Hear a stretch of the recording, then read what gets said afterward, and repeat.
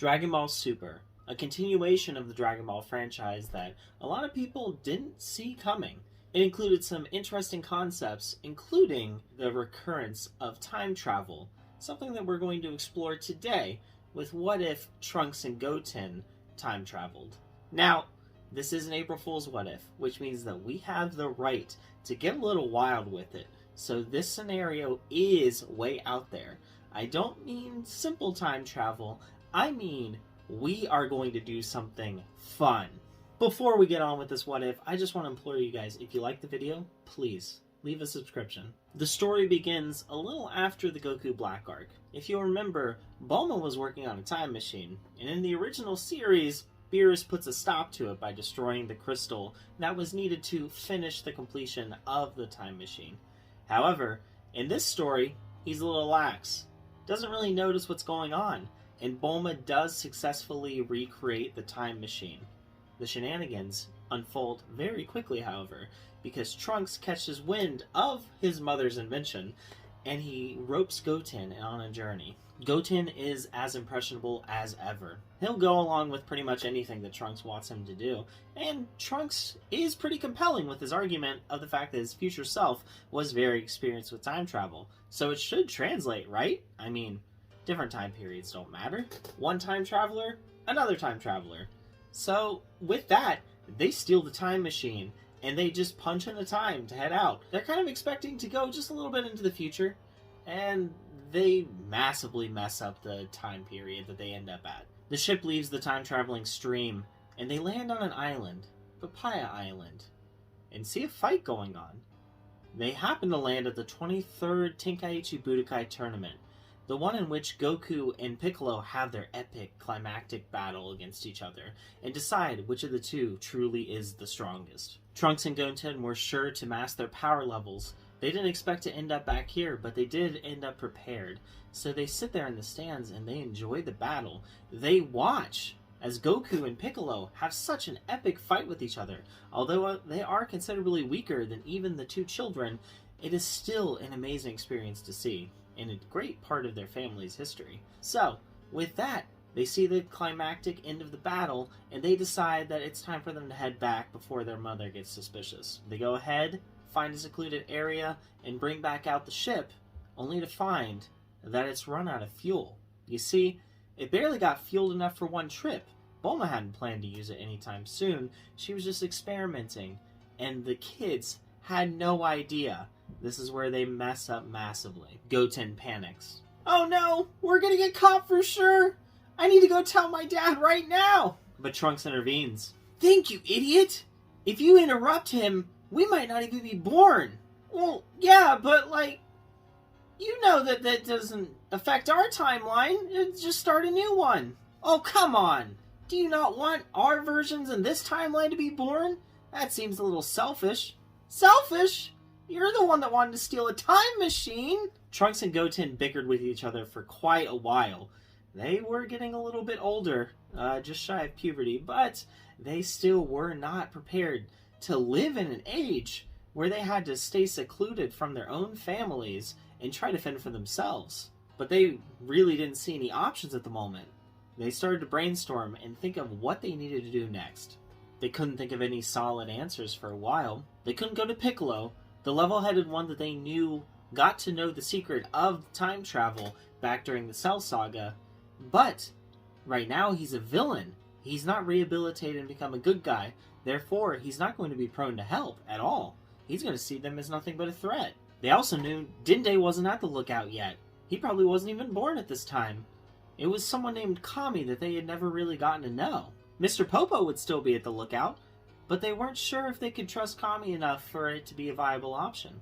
Ultimately, they came to a mutual decision, and one that kind of surprised even them. They decided to go to Kame House and speak to Master Roshi while he was alone. They didn't seem to have to wait long. Goku seemed to be in a rush to get out of there with his new wife Chi-Chi, Goten's mother. Trunks made a little comment about how cute she looked when she was younger. Goten blushed. He was not too happy about that. But the two of them rushed together to Kame House, and they caught Roshi on his own through a little bit of time, and decided to have a conversation with him and just spill the beans. As children, they really couldn't keep a secret. But they kind of got lucky, because Roshi, despite not understanding what was going on at all, believed them wholeheartedly. He looked into their souls and felt that they were pure. You two, Sonny, seem to have messed up. Calm down. We're gonna get this figured out. You, Trunks, is it? You really are the spitting image of your mother. I definitely see it. Oh, I think about her a lot. Oh, geez.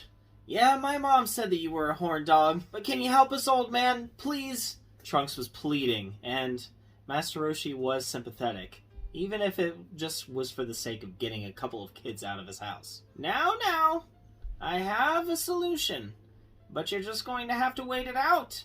You say that in the future time travel will be invented. Perhaps, through time, Bulma can be convinced to learn how to make the fuel earlier for you to get you back to your own timeline. However, you're going to have to wait for it, and it sounds like it's going to be for years.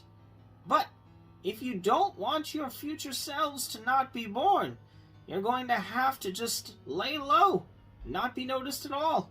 Can you do that? The two kids were a little saddened by this.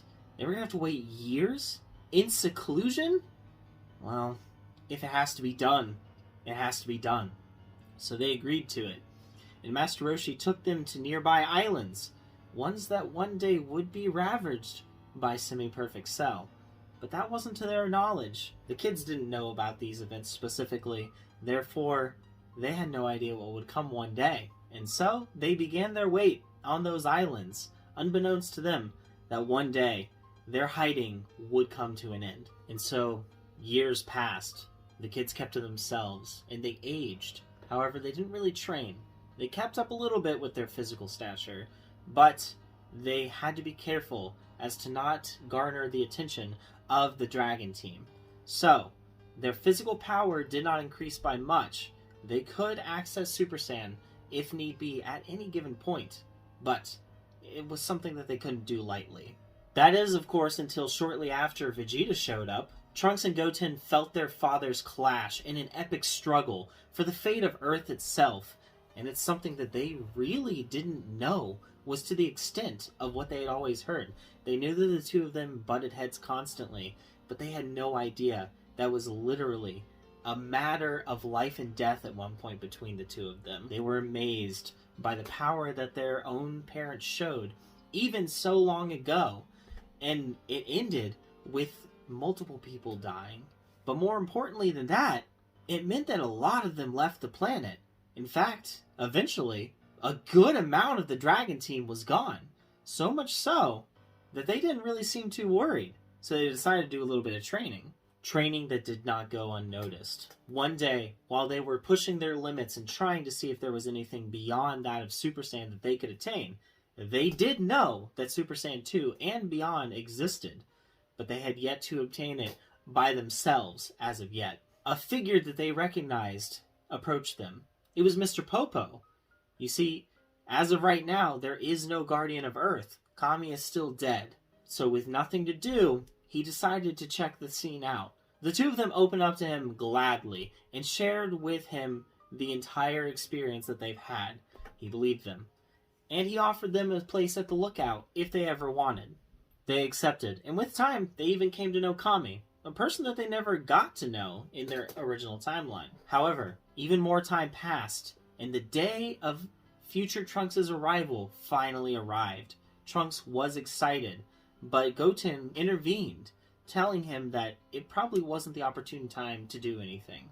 Bulma is not aware of the situation yet. Trunks isn't born, and neither is Goten. And if they were going to keep up with their original plan, they had to wait for at least both of them to be conceived. They agreed, but it didn't go as planned. Time passed. More years followed, and the android attack began. It progressed as it does in the original series. However, we get to the events where Imperfect Cell attempts to absorb Android 17. Goten and Trunks are alarmingly close to the situation, and they're really not sure if they should intervene. They really feel like they shouldn't. They should allow time to continue on as it is. However, this is Android 17, the brother of someone that they are pretty close to. Android 18 is a regular part of their life, and they're really not appreciating it. But they decide that this is for the best. He does get absorbed, and Semi-Perfect Cell is born. However, Android 18 goes on the run, and this inevitably leads to the destruction of the islands that the two of them had been living on, and they become enraged. At around the time that Vegeta goes to make his proposition with Imperfect Cell, Trunks and Goten arrive on the scene, the two of them ready to fight. Future Trunks is astounded to see himself standing right near him, and they look about the same age. But that can't be him. This is clearly some time travel shenanigans going on, but he has no time for answers.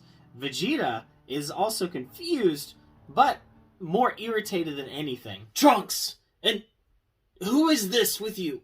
What is going on here? I don't have time to explain, Father, but we're going to kill him right now. He destroyed our home. Your home?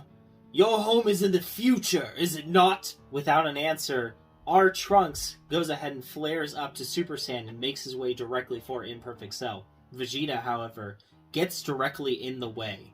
Goten stands back along with Future Trunks, and a fight begins between Vegeta and our Trunks. Goten and Future Trunks just kind of stand there in awe. They have no idea what's going on. Semi-Perfect Cell is also floored by this situation. I think he realizes that he is well in over his head, but he sees 18 over there, completely defenseless, and it's time for him to strike. He does so and successfully turns into Perfect Cell. My. Vegeta. Trunks. Trunks is? No matter. And you, the other one. What is your name? I'm Goten. Oh, yes. Goten. Whoever you may be. I am now perfect, and therefore I am undefeatable. Oh, right, Perfect Cell. That doesn't really seem to be a problem. I beg your pardon. I am a culmination of all of you, except for that Goten fellow over there. How could you possibly think that you could defeat me? No, said Trunks, with a bit of a cocky smirk to him. I think we'd be happy to show you. Goten, you want to get over here? And with that, the two of them performed the fusion dance. They looked goofy. Vegeta had a bead of sweat coming down his cheek, as did Future Trunks. He was watching a past and yet somehow present version of himself make an utter fool out of himself, dancing in front of the greatest threat that they had ever seen. But a blinding flash of light occurred, and suddenly, where there were two, there was now only one. Gotenks had formed directly in front of them. They had decided, altering the timeline be damned. Why not? Let's have some fun with it. And they go Super Saiyan 3 and decimate Cell. It is not even close. He gets his crap knocked around without it even being a contest. Cell is absolutely floored, and they know full well that if any of him regenerates, he might just get all grumpy and decide to go ahead and bomb himself, along with the rest of the world. So they eviscerate him. They evaporate him with a Kamehameha blast that he has no answer for. Cell's dead. He's gone. No Cell games or anything like that. Super Saiyan 3 Gotenks put an end to it in a matter of seconds. Everyone witnessing it, heck, everyone on Earth that could feel Ki was astounded by what just happened. And even Gotenks was kind of surprised at their brash decisions. You see, in all the time they spent in isolation, they had really grown up. As I said, this Trunks is around the same age as Future Trunks after he left the Hyperbolic Time Chamber. They're fully grown adults at this point, and they just went Super Saiyan 3 in front of two people that didn't even know for sure that Super Saiyan 2 was something that could be attained. They're eons beyond everyone else in power, and they just displayed their maximum potential that they have as of now, with no fear at all. This wasn't going to go unnoticed. They can't go back into hiding after this. But that's where we're going to be leaving it for right now. So what do you guys think? This is a goofy one. I decided to do an April Fool's tradition, as many other What If people do. It seems like a fun one. You just kind of go crazy, and I thought it would be a fun one to do. How do you think this next situation is going to be? I'm not going to end it with one part. I definitely think that it deserves more than one, even if it's not going to be a crazy long one. However, we do have 2 adult half-Saiyans. Will they even return to their timeline? They've spent more time in this timeline, I believe, than they did in their own life. This might well be their life now. So, maybe it's one that they're going to live. I guess we'll find out. Please, leave a like and subscribe for more, and thanks for watching. Bye.